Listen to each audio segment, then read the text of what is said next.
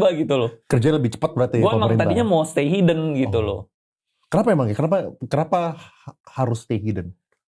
Karena lu jadi banyak masalah bro. Karena pengalaman gue ya ada satu yang CBRE itu kan pengalaman gue. Dulu gue belum pernah punya saham yang namanya muncul di publik. Makanya gue pengen di CBRE nama gue muncul di publik. Beli 5% nama gue muncul publik. Cuman setelah gue muncul di publik, ini jadi pro dan kontra bro. Kalau naik dikatain pom-pom, kalau diturun gue difitnah gue jualan. Jadi dari CBRE ini gue jadi merasa kayak benefitnya nggak sebanyak negatifnya gitu loh. Jadi gue difitnah terus dihujat. Padahal turunnya bukan karena gue, tapi yang disalahin gue gitu. Karena orang kan cuma nyalahin yang kelihatan gitu loh. Nah jadi gue nggak pengen yang lain-lain tuh kelihatan lagi. Nah makanya gue kaget gitu nama gue di emiten-emiten yang lain kelihatan gitu loh. Iya, Gitu. iya. Gue nggak ready lah. Harusnya gue udah rapi-rapi gitu loh. Ya terus kan misalnya, terus kok sekarang namanya hilang ya? Iya, Akhirnya gue tuh. Kok nama Andri Hakim banyak hilang di keterbukaan informasi 1% gitu. Ya, jadi gue emang mau stay hidden ya gampang. Ya tinggal gue jual aja ke PT gitu. Misalkan gue ada PT, gue tinggal jual aja ke PT kan jadinya hilang namanya. Oh, lu pecah gitu jadinya? Ya, gue pecah seperti itu. Iya, iya, iya. Jadi sekarang gue lebih benefit demi ketenangan enakan stay hidden. Karena kalau muncul tuh ya banyak pertanyaan. Kalau naik disalahin, kalau turun juga disalahin. Lu serba salah lah. Gitu. Waktu itu kan gue cuma eksperimen tes. Pasti banyak kalau saham ini naik. Nah, kebanyakan owner tuh nggak paham masalah ini gitu loh. Ya, kalau misalnya mikirnya cuma short term, dump ke retail. Dump retail. Itu kalau dia cuma ngerti satu. Tapi kalau misalnya dia, ini namanya financial engineering gitu loh. Kalau dia financial engineeringnya otaknya jalan, dia bisa cari uang di macam-macam gitu loh. Ya, bisa jadi ngedump ke retail tuh jadi merugikan dia justru. Iya, dump retail tuh paling cuma sedikit aja cukup. Sisanya gue bisa cari untung dari pinjaman ke bank, dari private placement ke investor, dari cari investor lain, dari macam-macam lah, dari repo dan macam-macam lah, bisa dapat benefitnya yang lain-lain lebih banyak. Berarti yang kita butuh cari adalah emiten yang ngerti itu. Iya, sama juga misalnya sekarang gue ada saham nih, under value. Gue banyak saham-saham yang under value yang PE-nya murah, BV-nya murah. Tapi gue lihat ownernya tuh nggak ngerti saham bro, gue nggak mau beli.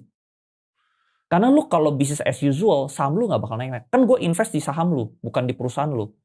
Gue buat apa beli saham lu murah, tapi lu nggak ngerti saham, udah lu begitu-begitu bisnis-bisnis aja. Ya udah sahamnya tidur-tidur aja gitu loh. Jadi sebenarnya kalau ditanya market making juga penting, karena ini yang bisa drive harga naik. Kalau nggak ada market makingnya ya sahamnya tidur-tidur aja kayak tadi. Lu value ya value aja murah. Tapi ya sahamnya nggak kemana-mana karena ownernya nggak ada kepentingan. Gitu. Bahkan kalau saham dia naik, dia TP aja. Gue nggak ngerti, gue mau fokusnya di bisnis. Akhirnya sahamnya di situ-situ aja, merugikan investor malah. Gitu bro. Jadi gimana kok? Bagaimana dengan RI-nya Cebre? Oh, Cebre tadi udah, sama PEC udah. Jadi ya? CDIA, jujur CDIA itu cut loss terbesar gue sepanjang hidup bro. Cut loss CDIA gue 25M ruginya, minusnya 25M. Ya, awalnya tesisnya apa? Lalu kenapa lu cut loss akhirnya? Jadi tesisnya tadinya gue pikir itu PTRO itu mau masuk MSCI di misalnya Februari atau Maret. Februari waktu itu. Lalu setelah PTRO masuk MSCI, selanjutnya CDIA. Makanya gue beli CDIA. Gue udah duluan lah, daripada nanti CDIA udah keburu rame, gue mendingan orang masih di PTRO, gue udah mulai nyicil CDIA gitu. Tapi sayangnya gue belinya terlalu gede. Tuh gue belinya puluhan miliar. Lalu PTRO-nya gagal masuk MSCI. Karena ada MSCI mau rombak. Ya akhirnya PTRO-nya bisa mundur ke akhir tahun. Ya berarti CDI bisa tahun depan. Dari situ gue merasa jauh nih dan gue belinya di harga premium. Di situ akhirnya gue cut loss. Soal agendanya masih lama. Agendanya masih lama. Jadi gue cut loss ruginya 25M. Ya lu tahu sendiri akhirnya gue masuknya gede banget gitu loh. Karena gue masuknya udah segede gitu, turun pun gue averaging down juga gue mau beli berapa banyak lagi gitu loh. Masa gue harus beli ratusan M khusus CDIA, sedangkan agendanya gue di saham tuh lebih nyaman karena gue udah bisa lihat mana yang bagus, mana yang jelek, fundamentalnya, ownernya. Gue lebih nyaman di saham sih. Iya, iya. Apakah ini Kripto bro ya? kurang saham. Terus udah gitu kripto apa Bitcoin tuh kayak apa? Kalau lu beli tuh fee-nya gede banget ya. Lu merasa nggak sih?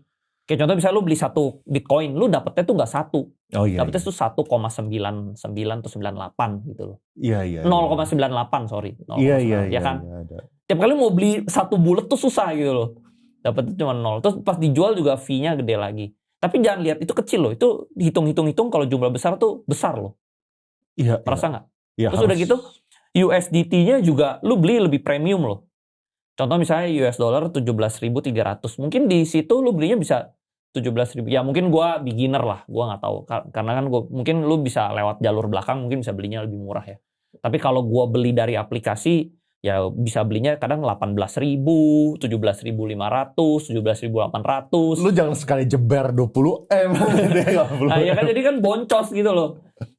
Gua tuker dari dolar udah rugi, lalu gua beli Bitcoin lagi kena fee juga rugi, gua jual lagi fee-nya rugi, gua tuker lagi ke rupiah juga rugi gitu, bro. Iya, iya, iya. Nah, cuman orang rata-rata nggak ngitung. Kalau gua kan suka ngitung nih, kok duit gua padahal Bitcoin gua untung gain.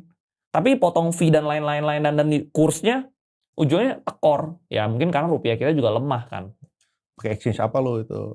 Marginnya kegedean yang itu. Enggak aja. Iya, iya, iya. Oh, tapi menarik. Oke, soalnya kalau misal ini. Tapi iya kan, bener kan? Tapi nggak ada orang yang ngomong. Orang cuma bilang Bitcoin tuh naik. Tapi dia nggak hitung rupiah. Lu belinya pakai rupiah. Ya dolarnya menguat sih. Tapi lu beli di USDT tuh udah lebih premium. Kena fee kan? 2 kali maksud lo? Iya, premium USDT kan. kena fee, kena margin, lalu USDT Bitcoin kena margin lagi gitu Iya maksudnya kan, kira-kira. iya. Kalau untungnya misalnya 20% lebih, masih oke.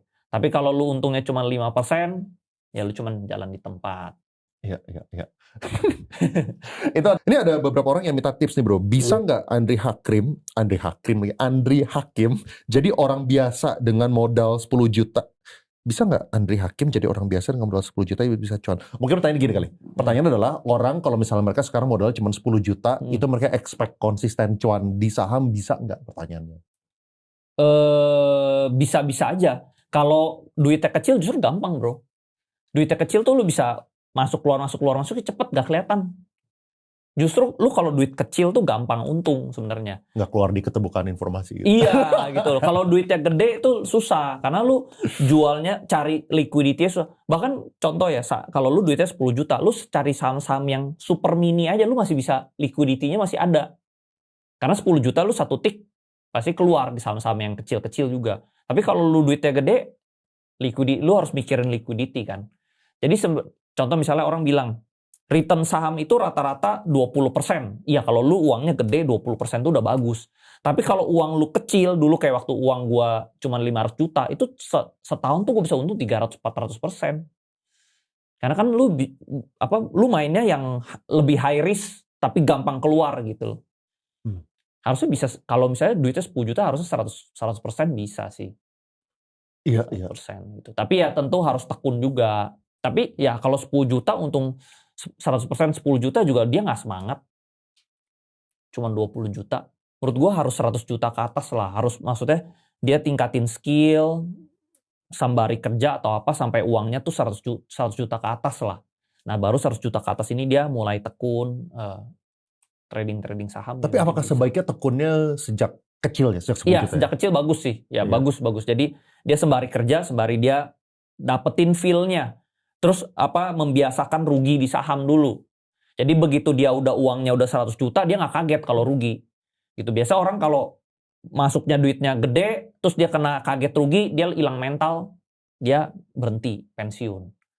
Gitu. Iya. Dia harus membiasakan dulu yang namanya rugi.